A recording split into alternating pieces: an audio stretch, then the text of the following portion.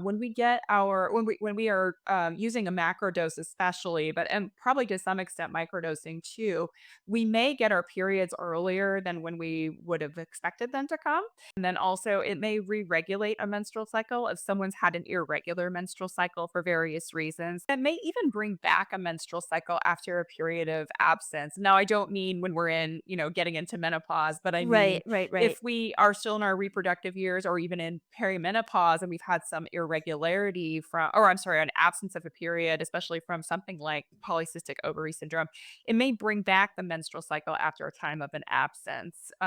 So those three things are possible, and people always want to know, well, how would this even be possible? Why would these mechanisms happen? Or why would this potentially happen? And so the mechanism there is that our menstrual cycles occur along what's called the hypothalamic pituitary gonadal axis.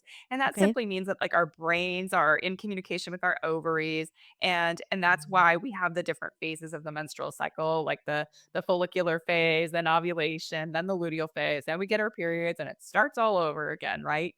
And so that's the hypothalamic pituitary gonadal axis. At the same time, we also have the hypothalamic pituitary adrenal axis. So that's concerned with our stress response. And of course, everyone has this axis. And Mm. when we activate those serotonin receptors through psilocybin use, that is occurring along that stress response axis.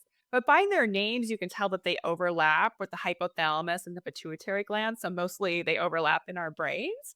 And we know from just general experience with menstrual cycles that if we're stressed out, that can impact our cycle. Mhm. And then also if we're on our cycles, we might be a little bit more stressed sometimes. And if Mhm. we're getting our periods.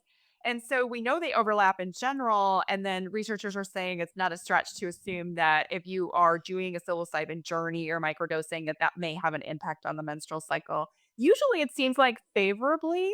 Of course, we need more research on that. And then Gotcha. likewise, where we are at in our menstrual cycle may impact our experience on psilocybin, especially if we're doing like a macro dose.